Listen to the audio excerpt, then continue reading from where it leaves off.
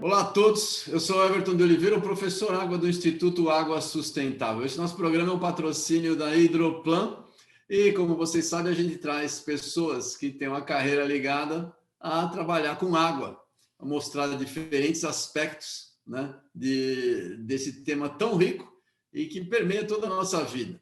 E hoje eu trago um colega, o Amaury Antônio Menegário. Ele tem graduação em Química Industrial pela Universidade de Ribeirão Preto, mestrado em Química Analítica pela Universidade de São Paulo e doutorado em Ciências, Energia Nuclear na Agricultura pela Universidade de São Paulo. Ele é pesquisador nível 2 do Centro de Estudos Ambientais CEA, da Unesp, em Rio Claro. E ele é docente do programa de pós-graduação em Geociências e Meio Ambiente no Instituto de Geociências e Ciências Exatas da Unesp de Rio Claro. Atualmente ele é coordenador executivo da unidade que pertence ao CEA da Unesp. Olá, Amaury, bem-vindo. Conta um pouquinho da sua carreira aí, lá de Ribeirão Preto, subindo, fazendo doutorado e criando o CEA aí, que eu gostaria que crescesse muito. Conta pra gente aí. Bom, Everton, primeiro eu queria agradecer a oportunidade, hein? É um prazer estar aí conversando com você, como sempre.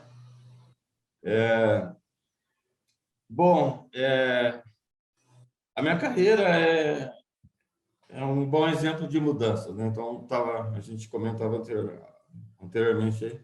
É um pouco longa a história, mas eu estou ficando um pouco velho, mas eu acho que vale a pena eu contar aqui, porque eu acho que muita gente serve de exemplo para algumas pessoas, né? Então, como você pode mudar e procurar o que você realmente quer na vida? E nunca é tarde para isso. Então, bom, eu me formei em 88, e logo em seguida eu fui trabalhar em duas empresas na área de alimentos, né? Uma delas, a última, foi a Sica. Não sei se a Sica ainda... Fui contratado como trainee na Sica, na área de controle de qualidade. E, bom, isso foi até 1990, mas eu não estava contente, na verdade, porque eu pensava... Enfim, eu achava que ia encontrar uma coisa na indústria e realmente não encontrei. Aí pensei em voltar para a vida acadêmica. Então, em 90, eu prestei o mestrado, passei no mestrado, consegui uma bolsa. Na época, a bolsa não era tão diferente, né? A gente tinha problema da inflação, mas a bolsa não era muito diferente do salário naquela época. E aí, larguei o emprego e fui fazer o mestrado, né? Bom, aí, ainda antes de terminar o mestrado, surgiu um emprego no centro de pesquisa em Salvador. E acabei indo para isso em 92 já. Fui contratado, chama-se CEPED. Eu acho que ainda existe esse centro e ele agora é ligado à UNEB. Na minha época não era. Era um centro dedicado exclusivamente ao polo petroquímico de Camaçari.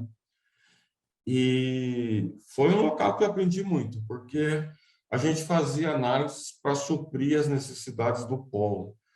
Então, me deu uma experiência muito, muito grande do ponto de vista não só acadêmico, né? Porque, às vezes, quando você vem direto para a academia, você esquece um pouco da demanda da sociedade, quer dizer, aquelas análises que a gente fazia para o polo, isso foi muito útil. Bom, fiquei contratado lá durante dois anos e meio, e aí tentei fazer o doutorado lá em Salvador mesmo, né? Já tinha uma filha, eu já era casado, e aí foi meio difícil, complicado fazer o doutorado porque não me liberava. Aí, mais uma vez na vida, eu larguei o emprego e fui fazer Com filha. Com uma filha. Mudamos de Salvador, a esposa veio junto, mudamos de Salvador e fomos para Piracicaba e comecei a fazer o doutorado, né? Bom, terminei o doutorado, foi bem rápido, comecei em 95, né? já mandei o projeto para a FAPESP, consegui a bolsa. Naquela época a gente não tinha um problema da hiperinflação, a bolsa da FAPESP também era boa, assim, enfim, não era ruim. Eu não sei se está tendo barulho aqui, Everton. Está tranquilo, está tranquilo. Pode ir. Bom, e aí comecei o doutorado, terminei em 98 o doutorado. Em 98, e em 98 a gente viveu uma situação exatamente como a gente vive hoje. Não tinha concurso, não tinha emprego, enfim, não tinha nada. E aí eu comecei a fazer... Eu fui contratado, antes disso, fui contratado no projeto, durante o período. Depois fiz o pós-doc. E em 2003 eu vim para o CEA com o projeto Jovem Pesquisador da FAPESP. Na época a bolsa era muito boa e você tinha autonomia de um pesquisador, porque você tinha o projeto em si. Eu acho que é um excelente programa da FAPESP, ainda existe esse programa. E aí vim para o CEA. E chegando no CEA, o projeto terminou em 2007, mais ou menos, aí eu fiquei um período difícil. Foi talvez o período mais difícil, porque não tinha bolsa, não tinha... Minha esposa tinha, na época, largado o trabalho também, a gente não tinha dinheiro para pagar a escola das crianças, enfim. Era uma situação, assim, quase que... Bom, enfim. Mas, felizmente, em 2008, aí abriu o concurso aqui na Unesp, eu prestei, de pesquisador aqui no CEA e acabei entrando, né? E estou aqui hoje, desde 2008. Eu me sinto extremamente feliz, não me arrependo de nada das loucuras que eu fiz, por exemplo, de largar o emprego da SICA, que era... Eu tinha uma carreira praticamente planejada, na época eu ia abrir uma unidade lá em Pato de Minas, já estava... Ou seja, eu estava sendo treinado em Monte Alto, cidade da SICA, para ser... Enfim, tinha uma carreira praticamente pronta e no CEPED também tinha uma carreira que estava pronta, né? Mas eu acho que a gente não se... eu não me arrependo. A gente se arrepende do que a gente não faz. Isso que... Mas do que a gente faz, a gente não se arrepende, porque eu fiz o que eu queria na época, né? Enfim, acabou dando certo, felizmente. Hoje eu estou bem, eu acho que eu estou feliz no que eu faço. Sou uma pessoa, assim, realizada até certo ponto. Evidentemente que a gente procura sempre desafios, novos desafios, né? Mas, enfim, não sei se deu para resumir mais ou menos, mas foi assim, minha carreira foi... eu ressalto isso também para as pessoas, porque hoje existe uma certa aversão, né, das pessoas que saem da iniciativa privada e vêm para a universidade. Eu acho que está errado isso, porque é ótimo, quem sai da iniciativa e vem para a universidade, ele realmente sabe os dois lados, então ele sabe o que quer fazer, né? Então devia ser valorizado isso, né? Diferentemente de algumas agências de fomento que não valorizam, eles acham que a pessoa tem que ter uma carreira bonitinha seguida, o que não é verdade. Eu acho que... Abre bem a cabeça, você enxerga os exatamente dois. Isso. Hoje eu sou... Ajuda a universidade, eu acho. Exatamente. A iniciativa privada me deu uma visão bem diferente que hoje eu uso dentro da vida acadêmica, que é extremamente útil para mim. Então, ou seja, enfim... Legal, legal. Eu lembro que você contando essa história, eu lembro também que tinha algumas decisões difíceis. Quando eu estava para ir para o doutorado, porque tinha minha empresa aqui, eu estava numa decisão extremamente difícil. Aí uma amiga minha na época falou assim, olha, Everton, sempre que você faz uma decisão ponderada, né? Sim. Ela é a melhor. Lá na frente, se a outra opção pudesse dar, naquele momento que você decidiu, ela foi a melhor. Então não adianta você ficar chorando. Exatamente isso. Era o que eu queria no momento, enfim. É isso aí. Não tem... E acabei, infelizmente, deu certo, enfim. Não adianta ficar lamentando. Fez. Exatamente. Eu sempre procurei, na verdade, né? Era uma coisa que eu queria, sempre sou. Sempre, na minha juventude, quando a gente era criança, ser cientista era uma coisa... a gente tinha essa vontade. Eu não sei hoje a molecada, né? O pessoal aí... até que ponto que o pessoal valoriza isso. Mas hoje quer ser influencer na internet. Exatamente. É claro que eu queria ser jogador de futebol também, mas evidentemente que não era tão Cara, mal. isso Todo todo menino mundo. brasileiro quer ser jogador. Queria ser cantor também, mas também nunca afinei bem. Enfim, a terceira opção, eu acho que É o que eu falo. foi a Vamos lá. que eu me Brasileiro, adequei joga mesmo. futebol, não dança, não canta, trata de se dedicar a alguma outra coisa. A E conta ciência, pra gente o que é o a CEP. ciência parece que é algo assim meio frio e calculista, mas não tem nada a ver, na verdade. O pesquisador ele tem que ser muito criativo, ele tem que ser, não é aquela coisa de as pessoas às vezes têm esse estereotipo, né, de é, a pessoa ser fria, calculista, não tem nada a ver. É algo totalmente diferente. Quanto mais criatividade você tiver, melhor mais é importante para você. E a iniciativa privada também ela é muito importante para a gente ser um pouco empreendedor também. Eu acho que isso falta um pouco, às vezes, em alguns pesquisadores, porque você precisa empreender, senão você não Ah, sai no sim, lugar sim, atualmente. concordo, é Então, verdade, concordo totalmente. Antes da gente entrar, conta pra gente aí o que é o CEA. O que é o CEA? certo? Quais as Bom, pesquisas que são feitas aí? sim, sim. Bom, o CEA hoje ele é uma unidade complementar, a gente chama de unidade complementar, são unidades da Unesp que não têm ensino de graduação. Então, o CEA ele é autônomo, a gente é ligado diretamente à reitoria. Por exemplo, aqui no campus de Rio Claro, a gente tem o Instituto de Geociências, o Instituto de Biociências e o CEA. Então, ele é uma unidade autônoma, a gente é ligado diretamente à reitoria, isso do ponto administrativo. A nova classificação do CEA hoje, a gente chama de IP, que significa Instituto de Pesquisa e Inovação.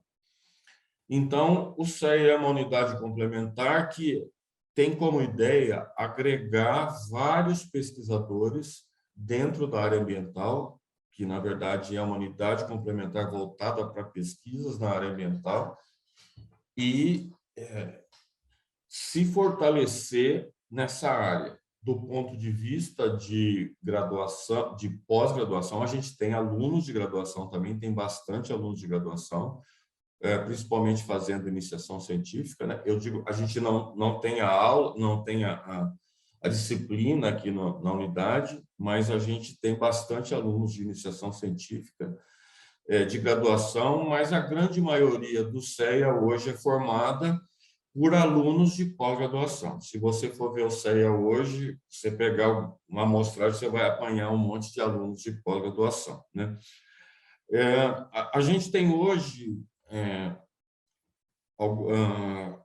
cerca de 20 pesquisadores credenciados na unidade, mais ou menos isso. São 20 pesquisadores de várias áreas de conhecimento, desde microbiologia ambiental, a parte de química ambiental, que é onde eu atuo, a parte de hidrologia, onde o Xang e o Didier atuam também.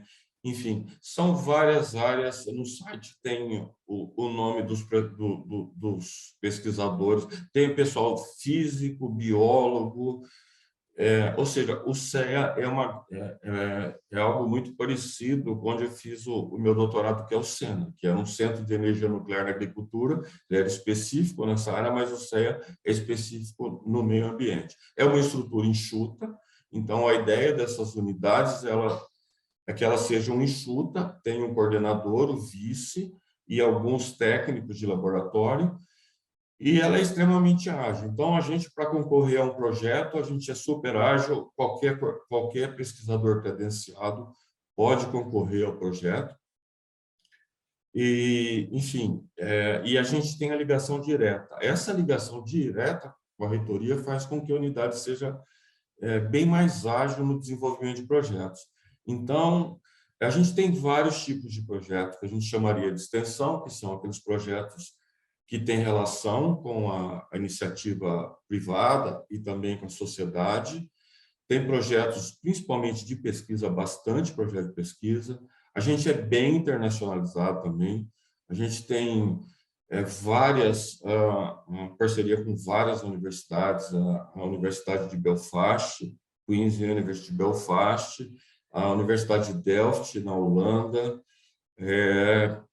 tem agência também, o Didier tem alguns projetos com agência de energia atômica, tem também, enfim, eu não me lembro de todos, mas a gente também, é uma característica da unidade e que a gente sempre procurou, desde que assumiu a coordenação, deixar a unidade bem internacionalizada, que é o futuro.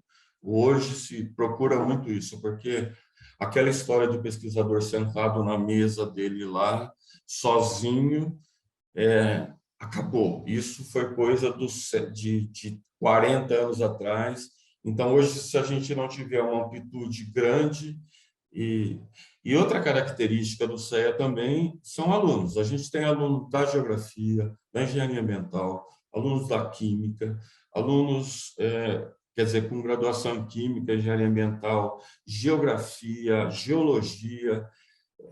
O meu grupo mesmo é uma mistura de formação. Isso é muito gratificante, porque você pisa em várias áreas. E o que é área ambiental, né? A área ambiental tem essa outra questão importante. Você não faz nada com uma disciplina, ou seja, eu não consigo entender um processo ambiental se eu pensar só na química, se eu pensar só na geologia, se eu pensar só na biologia. Eu preciso de tudo, né? Então, isso é muito gratificante. A gente tem os laboratórios também, a gente tem laboratórios de ponta hoje, eu falo da minha área especificamente. Hoje a gente determina o que a gente poderia chamar de metal pesado, é o termo mais comum, mais popular, não é um termo, a definição não é muito correta, mas enfim, eu acho que as pessoas conhecem mais por esse nome. A gente determina metais aqui em qualquer nível de concentração e em qualquer amostra hoje. Então, a gente tem essa capacidade, ou seja, os laboratórios hoje, a gente, sem falsa modéstia, a gente tem laboratórios aqui no CEA de nível internacional. Os mesmos equipamentos que a gente vai encontrar, a demanda por equipamentos que a gente tem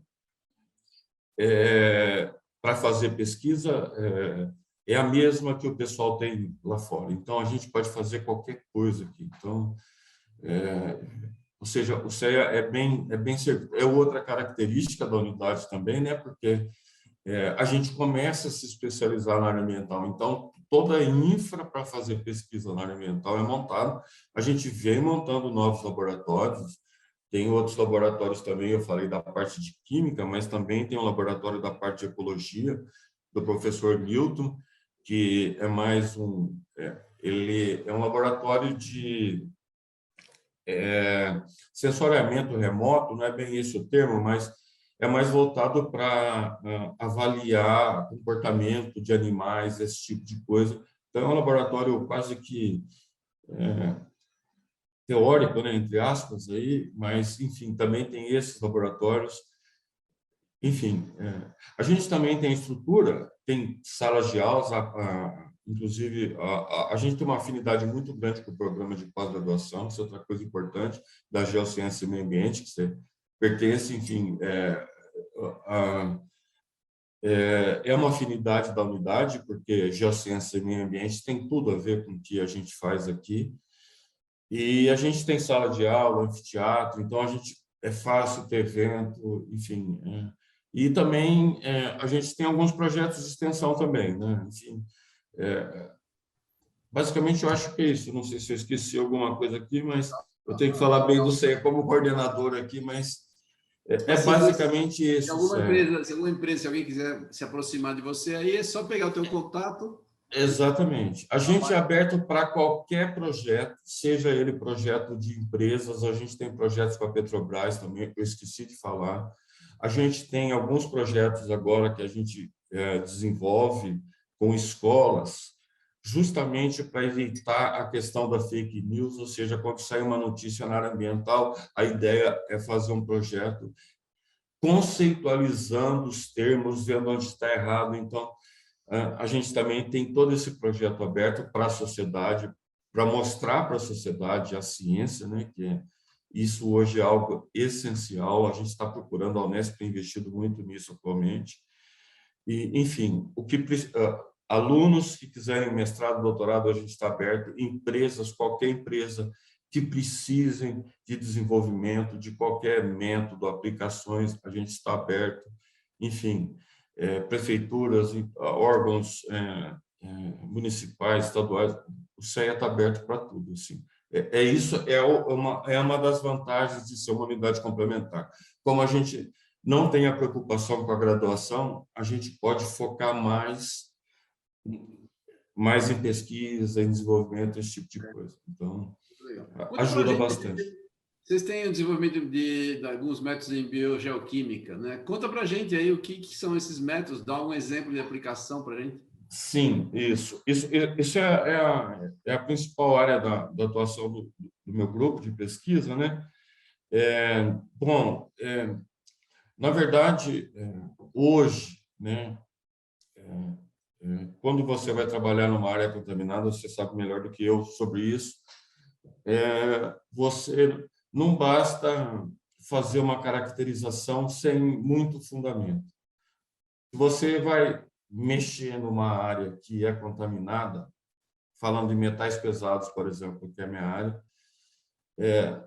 ou seja, você vai tentar remediar essa área sem informações precisas e exatas, provavelmente você não vai fazer um bom trabalho. Você vai acabar errando no seu diagnóstico do que acontece, né? Então, o que a gente tenta fazer é desenvolver métodos, né, que não fiquem focados só no que a legislação pede. A gente tenta avançar a legislação. Isso, na verdade, é o papel da universidade, né? Ela tem que estar sempre um passo à frente para que o futuro seja melhor. Ou seja, os métodos que a gente faz hoje, a gente espera que futuramente sejam utilizados. Hoje, por exemplo, a legislação é baseada no teor total do metal pesado, né? Por exemplo, ele vai falar, tem o exemplo clássico que a gente tem do nosso trabalho, eu acho que é o mais didático, é o cromo, né? Que nem, por exemplo, o cromo é um metal pesado. Mas a gente tem dois tipos de cromo. A gente tem o cromo 6 e tem o cromo 3. O cromo 3, ele é um nutriente, ou seja, o nosso organismo precisa do cromo 3 para que a gente viva. Por outro lado, o cromo 6 é cancerígeno. Então, se eu vou num sistema aquático e vou lá e determino o que tem de cromo, eu não estou definindo quase nada, na verdade, né? Porque se for cromo 6, o sistema está extremamente contaminado. E se for cromo 3, o problema não é tão grande, porque o cromo 3 é nutriente.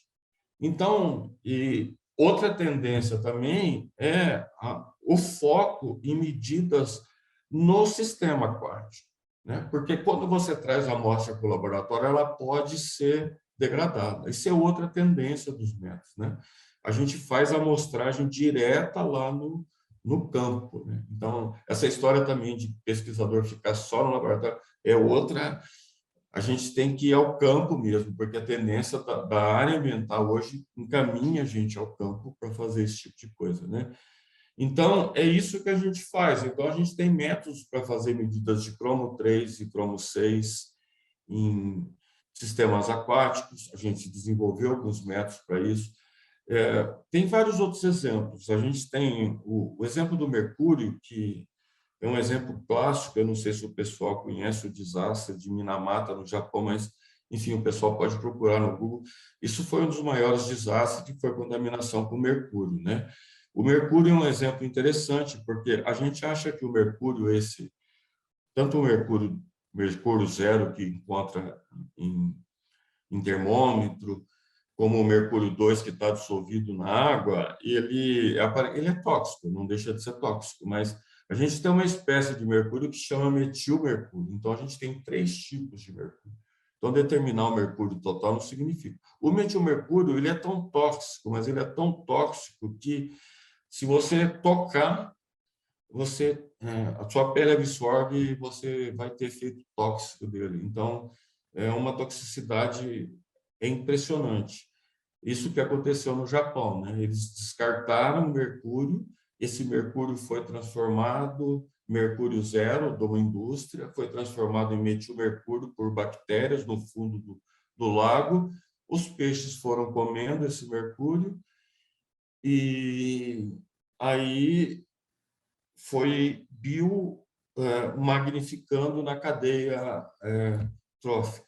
Quando chegou, os japoneses foram comer o peixe e o peixe não tinha mercúrio, tinha metilmercúrio, que é extremamente tóxico.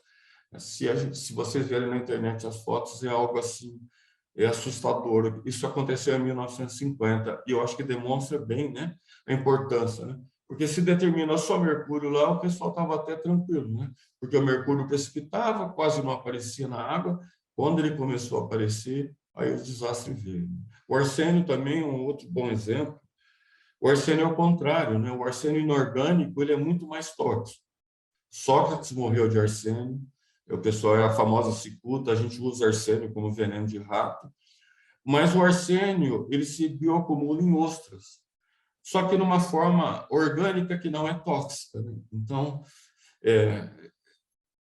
não significa, às vezes as pessoas têm até medo de comer ostra, porque tem medo, porque a ostra tende a acumular metais, fica preocupada com relação a isso, mas o arsênio não há problema nenhum, porque essa forma dele não é tóxica, então não faz mal nenhum. Ele tem a toxicidade de açúcar, por exemplo, e não faz mal nenhum, enquanto que aquele arsênio orgânico, que é outro tipo de arsênio, é extremamente tóxico.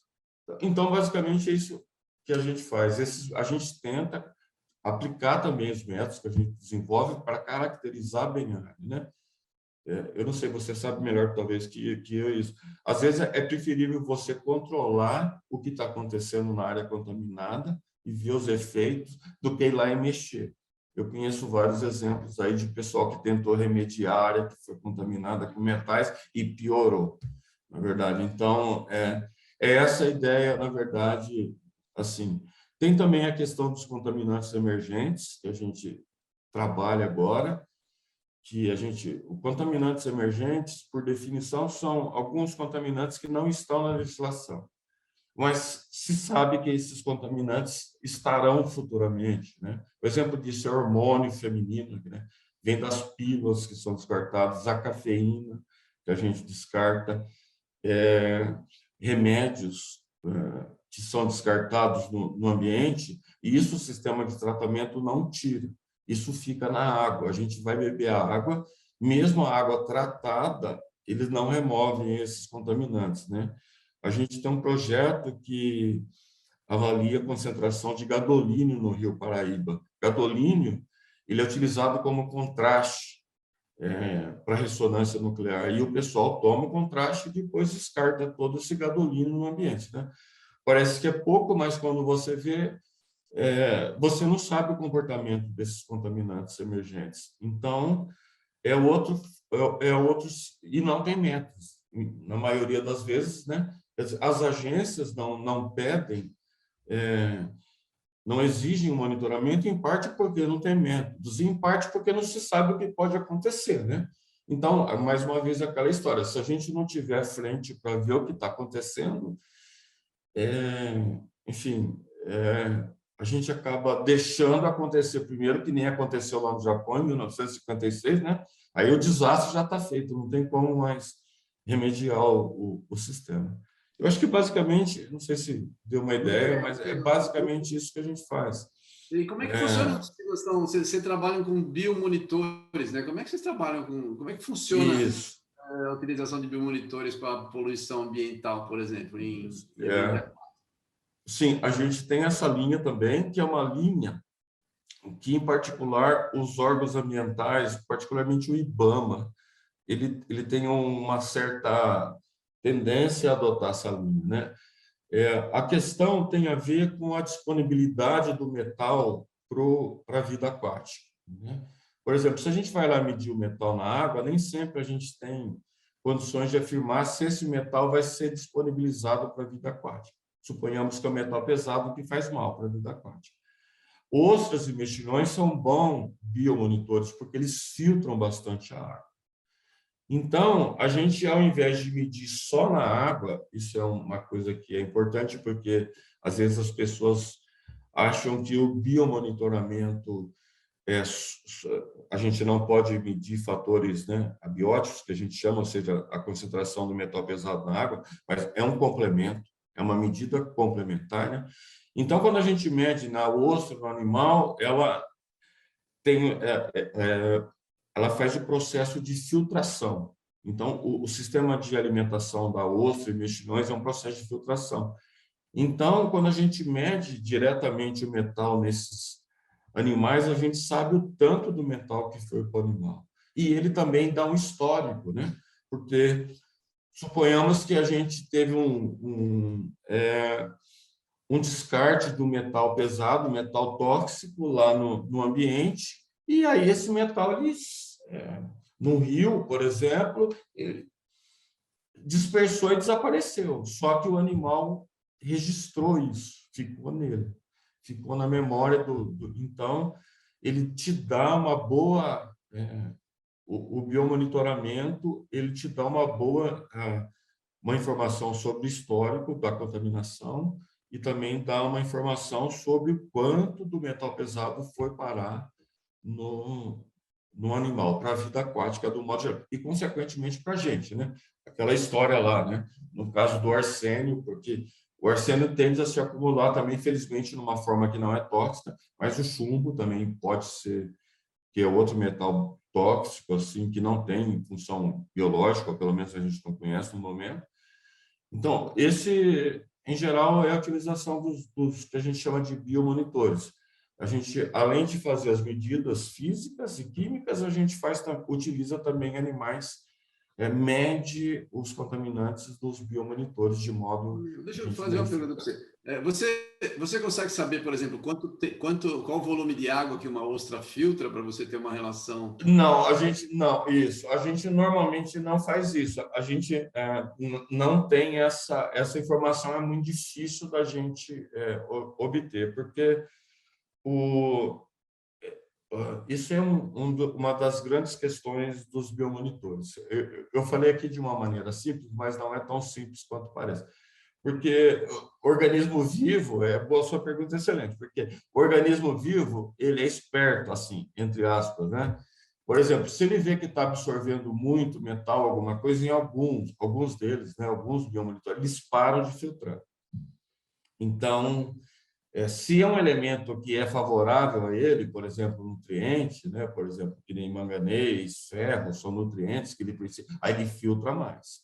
Então, é por isso que eu falo, só os dados do biomonitoramento não te dá muita informação. Você tem que também ter os dados físico-químicos para comparar. Mas, enfim, a gente determina a concentração do metal no tecido, né? A gente tira a ostra, seca a ostra, aí digere, faz o processo de digestão para ela ficar líquida, porque a determinação nos nossos equipamentos é feita com amostra líquida. Então, aí determina a quantidade do metal naquele organismo. E aí começa a comparar com os parâmetros e tenta interpretar esse conjunto de dados. Assim. Basicamente, o enfoque dos biomonitores. Bem legal. É porque a gente em geral, nas avaliações que você vê, que são mais disponíveis comercialmente, a gente só analisa peixe, né? Sim. Quase que só peixe, não é verdade? Sim, Mas não, na verdade, existem inúmeros biomonitores. Realmente, peixe também é utilizado. Peixe é utilizado. A gente analisa o que chamamos de tetrápodes marinhos. São, na verdade, animais que são... Tetrápodes são 4 patas. Então, são tartarugas, golfinhos, animais marinhos, né? E aves, principalmente isso. A vantagem é o seguinte: quanto mais evoluído o animal, ou mais sofisticado for o animal, mais difícil fica a interpretação. Por outro lado, né, se você analisar o tecido do peixe, você tem a relação direta, né? se faz mal ou não faz mal, porque você vai comer o músculo do peixe, que na verdade. Então, tem essa vantagem. Em algumas situações, a gente usa realmente, é mais conveniente utilizar peixe, porque a gente está preocupado, e nem lá em Brumadinho eles pediram, Ibama, por exemplo, pediu para que eles analisassem peixes, porque se a população for lá pescar o peixe, e aí esse animal estiver bioacumulando o metal pesado, então ele vai fazer mal para a pessoa. Então, são vários biomonitores. Eu esqueci isso de falar. Até a árvore a gente também pode utilizar, minhoca no caso de terra, enfim. Desculpa, são vários os biomonitores. Eu dei o exemplo da ostra porque a grande vantagem é que ela é excesso, né? Quer dizer, ela é fixa, então você sabe exatamente onde está a poluição. Um dos problemas do peixe e das tartarugas, desses animais, é que eles estão andando, a área deles é enorme, você não sabe de onde veio a contaminação, então fica às vezes difícil você inferir de onde veio, né? Mas quando o objetivo é realmente para a saúde humana, aí é conveniente que a gente analise animais comestíveis e analise o músculo. A gente analisa, em casos desses animais, o fígado, porque o fígado é onde se concentra mais os metais. No caso de tartaruga, que a gente não come, marinha, no caso de golfinho, que a gente também... No Japão eu acho que come, mas aqui a gente não come, então a gente analisa mais o fígado, porque o metal tende a se concentrar mais no fígado, né? Então a gente quer ver esse metal, então a gente analisa, mas exatamente. Peixe também tem sido bastante analisado, se não me engano, na INB foi solicitado que eles analisassem também o peixe. A INB é uma indústria de mineração de urânio que foi, a gente chama de INB, mas na verdade é uma mina de urânio em poço e que tem muito metal. Então o pessoal, o IBAMA pediu para que eles analisassem o peixe lá também. Enfim. Muito legal. Vamos mudar Essa de assunto. ideia. Vamos falar agora de os impactos do meio ambiente da exploração dos recursos energéticos. No final das contas, você trabalhou lá no Sena, né? Você pode dizer alguma coisa que Não, também... sim, isso, exatamente. Bom, enfim, essa questão no Sena sempre foi muito discutida, né? Porque, inclusive, eu recebi uma colega recentemente, semana passada, que trabalha com reator nuclear. Eles têm um reator nuclear para fazer análise por ativação neutrônica, que é uma técnica que determina qualquer metal, qualquer elemento da tabela periódica é capaz de determinar. Eles têm um reator nuclear lá só para isso, na Universidade de Delft, né? Bom, com relação aos meios energéticos, eu tenho ficado um pouco afastado da parte de energia nuclear, principalmente quando eu vim para o CEA. Se a gente for analisar, eu acho que todo recurso energético ele vai trazer algum problema. Mesmo se a gente for considerar, que a gente às vezes não fala, mas, por exemplo, a energia solar, ela geralmente é feita com placa de cádmio. Então, ela tem problemas também. Ou seja, você tem aí, usando uma energia aparentemente limpa, verde, que vem sem fazer nada, sem precisar fazer por pessoa. Mas e aonde que a gente vai descartar, por exemplo, essas placas de cádmio depois, porque elas têm uma vida útil. Uma vida útil, ela vai ter que ser descartada, né? Enfim, eu acho que é uma questão polêmica e todos, mesmo a energia nuclear, lá no Sena era bem vista, obviamente que é um centro de energia nuclear, mas eu, na verdade, entendo que todo tipo de energia, o conhecimento é a base. Se a gente conhece as coisas, se a gente sabe o que está fazendo, a gente pode tentar fazer, porque a gente não pode esquecer que a hidrelétrica ela pode também causar efeitos ambientais enormes. Ela pode acabar com cidades. Eu tenho trabalhado mais com a parte de exploração de petróleo, que a gente tem um projeto lá na Petrobras que faz o monitoramento de praia. Onde talvez eu possa inferir um pouquinho mais sobre... a gente tem dados mais recentes, né? Porque quando foi liberado o pré-sal para exploração, a primeira questão é que qual vai ser o impacto que o pré-sal vai causar na bacia, né, de Santos, né? E a Petrobras, então, tem um projeto em que ela passa recolhendo na praia todos os animais, esses tetrápodes que eu falei, golfinho, aves, até baleias. A gente tem as 17 baleias. E aí, a ideia é monitorar o metal pesado nesses animais, né? Quer dizer, quando os veterinários encontram o animal, se for possível a reabilitação, eles reabilitam. Se o animal está morto, então eles tiram o fígado e mandam para a gente analisar. Só que é um trabalho de formiguinha ainda, sabe? A gente já está há 4 anos nesse projeto e a gente não tem nenhum dado conclusivo ainda. Porque o efeito, ele é crescente, pequeno e crescente.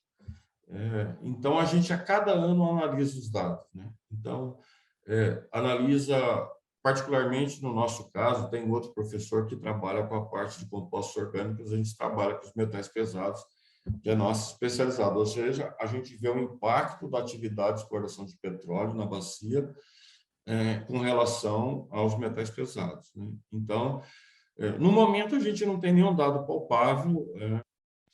Há uma pequena tendência para alguns elementos aumentarem a concentração, mas ainda é cedo para dizer isso. Enfim, é mais uma questão aquilo que eu falei. O importante mais é monitorar e conhecer e interpretar esses dados de maneira... enfim, se a gente... O pior problema é deixar o que se fazia na década de 50 e 60. Né?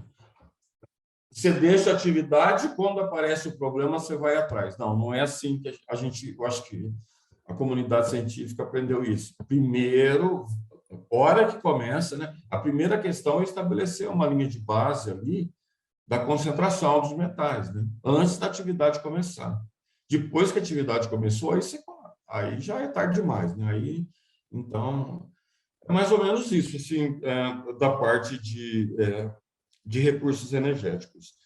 E de mudanças climáticas? Você trabalha com áreas alagadas, né? Quais os impactos que você vê disso aí? Isso. Pois então, a gente tem alguns projetos lá no Pantanal, inclusive, realmente, já as mudanças climáticas já atrapalhou bastante a gente, porque a gente trabalha no que a gente chama de lagoas alcalinas. Lá são lagoas que têm concentração de arsênio. Arsênio, como eu falei, é um elemento tóxico, extremamente tóxico, na faixa de parte por milhão, que é muito alta. O arsênio normalmente se encontra em parte por bilhão. Então, nessas lagoas lá do Pantanal, a gente faz esses estudos, porque conforme vai aumentando a temperatura, por exemplo, você tem mais evaporação das lagoas e o arsênio se concentra mais. Portanto, ele se torna cada vez mais danoso. E as últimas, a gente teve que adiar o projeto porque a gente não conseguiu ir no Pantanal em setembro agora, porque não teve chuva. Quer dizer, as lagoas desapareceram, ou seja, as lagoas de estudo da gente não tinham amostra para coletar. Ou seja, a gente já vê esse efeito, né? A gente trabalha muito nesse aspecto, né, na questão de mudanças climáticas, né? Porque quando você muda a temperatura, você muda todo um ciclo de nutrientes e metais pesados. Quer dizer, o aumento da temperatura pode aumentar o metal pesado ou pode diminuir o nutriente. É um exemplo das algas marinhas, né, que elas são receptoras de CO2. Ou seja, quando você aumenta a temperatura, você pode afetar a disponibilidade de metais importantes para que elas se desenvolvam e retenham o CO2, ou então aumentar a disponibilidade de elementos químicos tóxicos que matam. E aí você não tem a absorção do CO2. Ou seja, isso gera um efeito cascata. ninguém se preocupa com alga, né? Porque microalgas, na verdade, né? É microalga, né? Mas, na verdade, o efeito é caótico, porque você vai gerar um efeito cascata, né? Porque ela vai parar, hoje, boa parte do CO2 é absorvido por essas algas. Então, ninguém está muito preocupado, a mídia não divulga muito, porque, na verdade, é uma coisinha pequenininha, enfim, mas é algo extremamente importante, né? Esse ciclo, que é a mudança climática, com certeza vai fazer essa alteração, né? Mais uma vez, né? Conhecimento é tudo, né? Mas deixa eu te falar um negócio. Eu nunca tinha associado o arsênio a seres vivos, né? Porque a minha experiência com arsênio era de conhecimento técnico. É que na Califórnia, quando teve um rebaixamento muito grande do nível d'água, você expôs o arsênio natural ao oxigênio, e em alguns lugares quando elevou o nível d'água de novo, a concentração de arsênio apareceu muito alta na água, né? E era mais uma reação de oxidorredução do que qualquer outra coisa, né? Exatamente isso. Eu nunca tinha pensado como uma atividade ser vivo também. Todas essas reações podem ser alteradas com a temperatura, na verdade. Então, enfim, ou seja, eu penso, porque minha área, na verdade, foca muito isso, né? Tanto o metal que a gente chama de bonzinho, ou seja, entre aspas, como o metal Marvado. que é o marvado lá, né? Porque, na verdade, isso é um outro mito, né? Não existe. Por isso que o termo metal pesado não é bem, às vezes não é bem utilizado, porque quando você fala metal pesado, vem do inglês hard metal, né? Lá o hard significa algo assim mais, não é que é pesado em si, seria preocupante, na verdade, né? Mas alguns metais são importantes, porque eles participam no processo de nutrição, né? Inclusive de plantas, né? Por exemplo, a gente mesmo toma suplemento de zinco, são metais pesados, o pessoal vende, né? Então, selênio é um outro elemento que é perigoso em altas doses, né? Mas ele é nutriente, a gente precisa de selênio no corpo para que a gente desenvolva. Então, a gente pensa mais nesse aspecto, né, do aquecimento global, porque é a área da gente que a gente fica. Mas, enfim, o Pantanal, a experiência foi realmente... e outra, é uma área de estudo extremamente intrigante, porque tem vida, mesmo com alta concentração de arsênio, né? Você vê como a vida acontece, tem bactérias lá que transformam o arsênio 3, né? Tem dois tipos de arsênio, o mais reduzido, você sabe, enfim, a gente podia dividir os tipos de arsênio inorgânico, um é muito mais tóxico, né? Então tem uma alga lá, uma microalga, de novo, eu esqueço de falar que é micro, porque a gente não vê, ela transforma o arsênio 3, ela pega o arsênio 5, que é menos tóxico, transforma em 3 e joga para o meio ambiente, ou seja, todo esse ciclo, né? Todo esse ciclo é extremamente importante, claro, com a mudança climática vai ser afetado, e Mas uma isso pergunta pode de gerar ignorante, consequências. você está trabalhando lá no Pantanal. Tem umas lagoas no Pantanal, quando você passeia por lá, mesmo próximas uma das outras, elas têm umas características de água bem diferentes uma da outra, né? Isso Isso, está ligado a uma atividade biológica? isso. Na verdade, Everton, Eu sou geólogo, a gente tem que não, enxergar não, se é a mesma geologia, a gente está esperando água parecida. é o seguinte, na verdade, isso, bom, é um projeto temático que a gente tem. Eu, na verdade, sou responsável pela parte do arsênio, né? Nessas águas a gente estuda o arsênio, o ciclo do arsênio, né? Bom, a gente, na verdade, selecionou 3 tipos, exatamente o que você falou. Tem a Lagoa Verde, a Lagoa Preta e a Lagoa Cristalina. São 3 tipos de lagoa.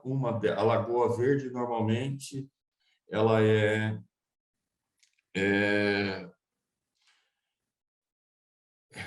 tem o pH mais alto, a verde. Então, ela tem um pH bem em torno de 10, que é uma água tipo que a gente não poderia beber. É extremamente alto o pH. Então, as outras lagoas têm um pH em torno de 7 a 9, que às vezes são normais. Então, Enfim, ela tem características físico-químicas muito diferentes, mas sendo sincero com você, assim, mesmo, eu acho que é importante a ciência falar isso. O grupo de geólogo que estuda ainda não chegou num acordo sobre essas diferenças, porque a gente começou esse projeto já tem 3 anos, mas não chegaram no... Existem vários fatores que podem mudar a coloração da água. Uma delas é a matéria orgânica, por exemplo, nessas lagoas pretas, a gente tem indício de matéria orgânica decomposta. Então, matéria orgânica decomposta forma o que a gente chama de substância única e que tem uma coloração de Coca-Cola, aí para o pessoal ter uma ideia mais ou menos do que seria isso. Então, ela daria essa coloração.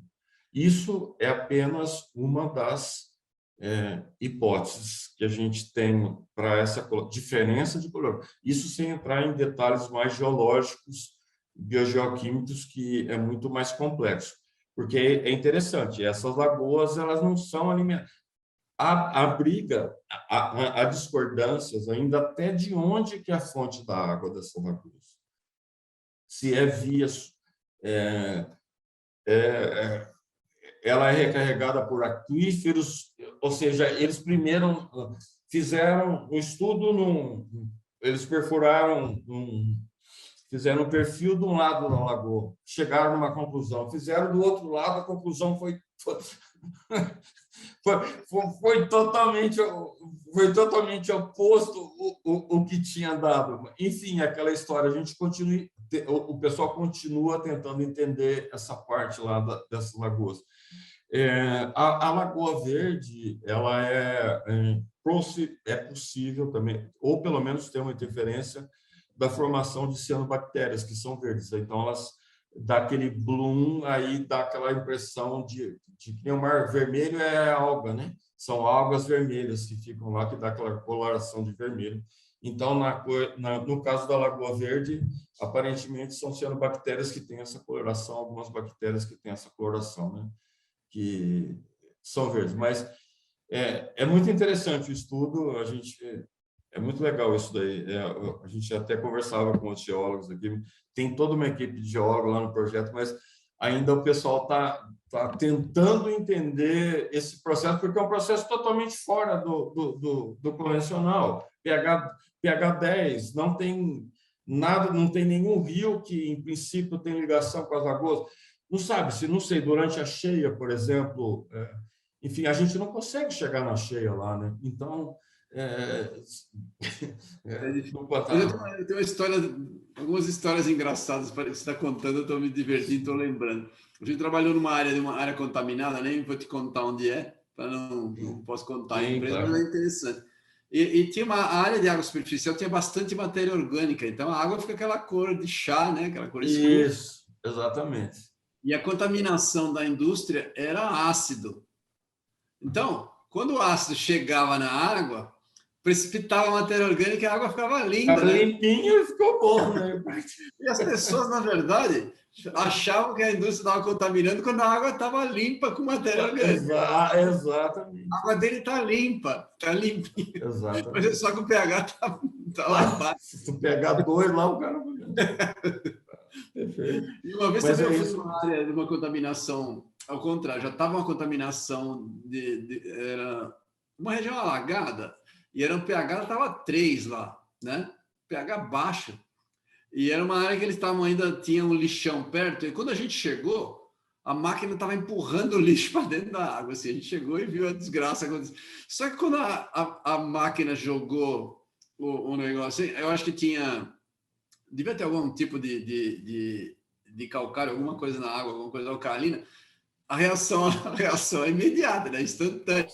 A cor da água ficou verde, linda, assim, verde igual aqueles lagos canadenses, né? Pena que na época não tinha celular com câmera para tirar foto na hora, mas não durou nada, porque precipitou. Aí depois... Mas isso é importante da gente. Às vezes, quando eu vou falar, dar uma palestra, eu coloco um ambiente bonito mesmo, assim, sabe? Porque os metais pesados e, às vezes, os efeitos você não vê visualmente, né? Então, dá a impressão que aquilo está lindo, maravilhoso, né? E, na verdade, é exatamente o que você falou. O bonito nem sempre é o bom. o bom, né? Exatamente. Então, Exatamente. O negócio, a cor fica linda, não sei o quê, isso, mas a qualidade está péssima, é bem isso. exatamente isso. Muito legal, muito legal. Bom, nosso tempo está no final aqui. Eu vou pedir só para você encerrar falando para a gente aí como é que a gente consegue aproximar a sociedade do trabalho. Porque a gente, nesse bate-papo curto aqui, Isso. apareceu um monte de coisa interessante. Como é que a gente consegue aproximar a sociedade dessas pesquisas? É. E é um trabalho que a gente faz aqui no Instituto, que é de divulgação científica. Perfeito. Isso eu acho extremamente importante e eu sou uma das pessoas que tenta fazer isso ao máximo possível, particularmente aqui na unidade. Então, já começando, porque tem muita gente que acha que, enfim, a universidade produz literatura científica, a pessoa tem que procurar. E eu, particularmente, não compartilho dessa ideia. Eu acho que a universidade tem que andar junto com a sociedade, em todos os níveis, desde o nível de projetos sociais até projetos de alta tecnologia. Porque é isso que vai fazer com que o país se desenvolva, na verdade. Porque tecnologia a gente não compra. A gente compra... ninguém vende. Se for bom, o pessoal não vai te dar. E se a gente não fazer para a nossa indústria, para a nossa sociedade, não vai ter. E, é claro, isso se estende à área social, que não é muito minha área, mas você também tem que ver problemas sociais, a universidade tem que estudar a alocação, todo esse tipo de coisa, né? Assim, a gente, apesar de ser... Nesse momento, o CEA, apesar de ser transformado no IP, ou seja, ser mais focado em pesquisa, mas a gente está fazendo, tem alguns projetos de extensão. Eu acho que eu comentei rapidamente, mas a gente tem, a Unesp está lançando, está agindo muito forte, essa administração agora, muito forte nesses projetos chamados redes de extensão, que envolve várias coisas, espaços museológicos, informações, né, para a população, novos projetos de extensão. A gente tem um especificamente, só para dar um pouquinho mais de detalhe, a gente entrou nessa rede.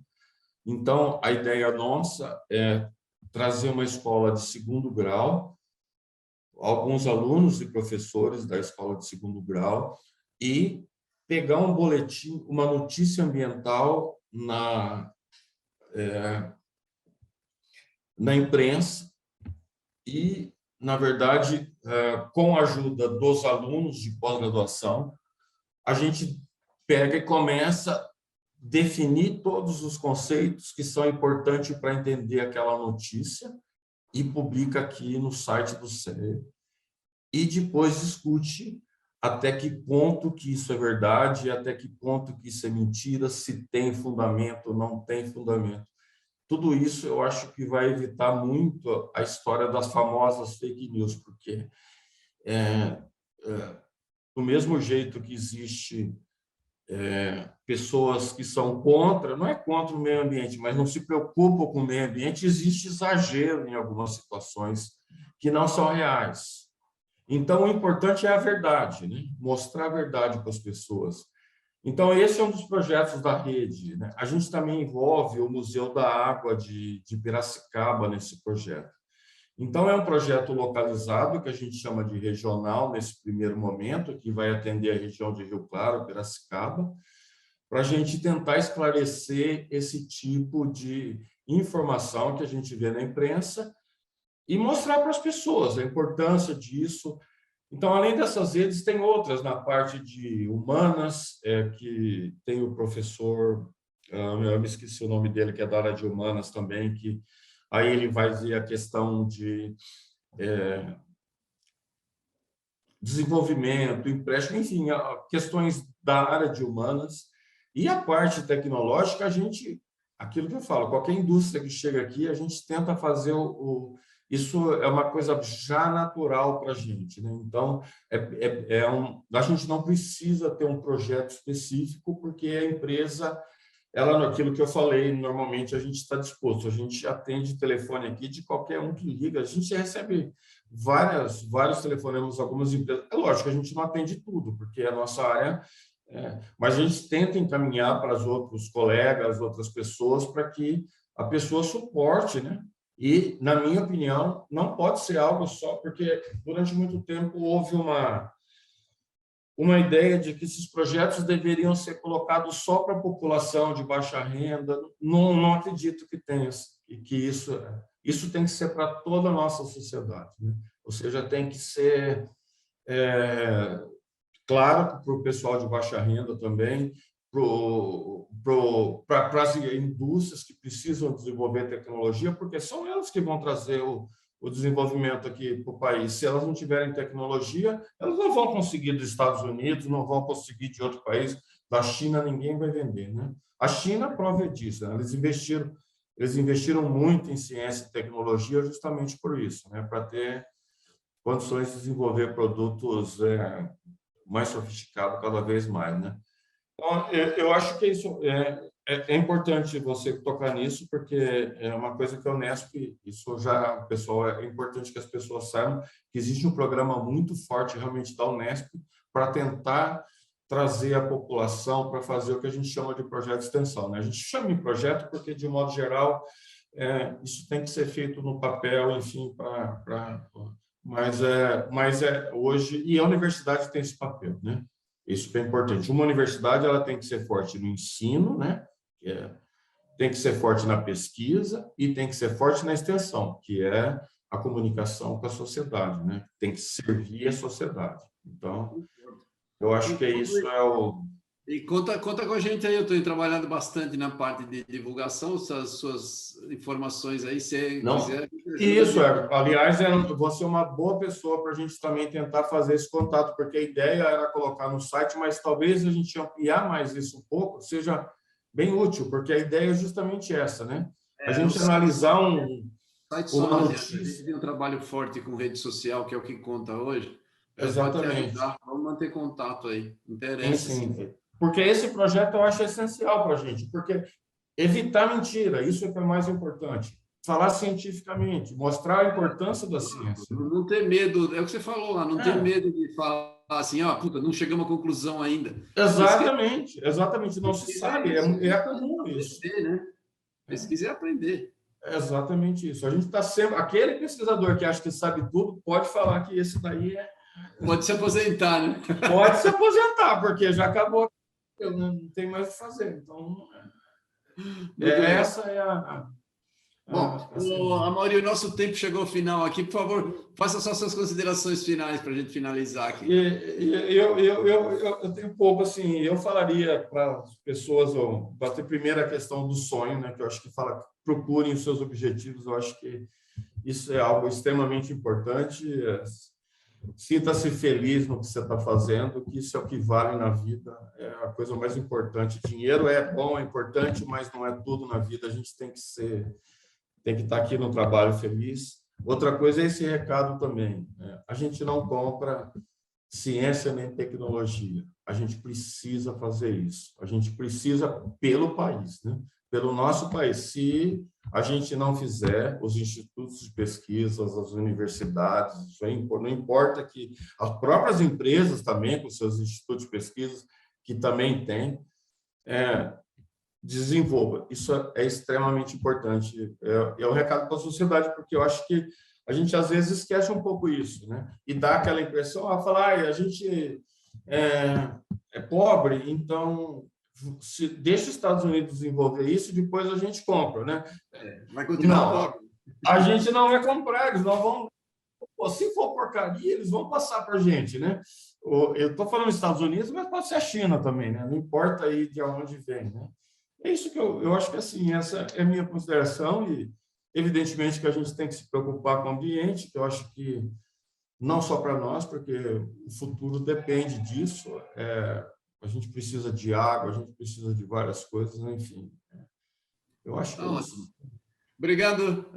Pessoal, a gente teve conosco aqui o Amaury Antônio Menegari, tem um trabalho muito legal do CEA. Dê uma olhada aí no site do CEA da Unesp, na Unesp de Rio Claro. Vocês vão ver coisas muito legais. Se interessar, tenta entrar em contato lá com o pessoal. É muito legal. Eu já trabalhei muitos anos com o pessoal do CEA. Eu recomendo a qualidade do trabalho do Amaury, é excepcional. Vocês viram aí quanta coisa interessante tem. e como o universo ligado à água é gigantesco. Obrigado, Amaury. Parabéns. Muito obrigado, Everton. Eu que agradeço. Ajudar a divulgar o seu trabalho aí, porque é muito legal. Parabéns. Muito obrigado.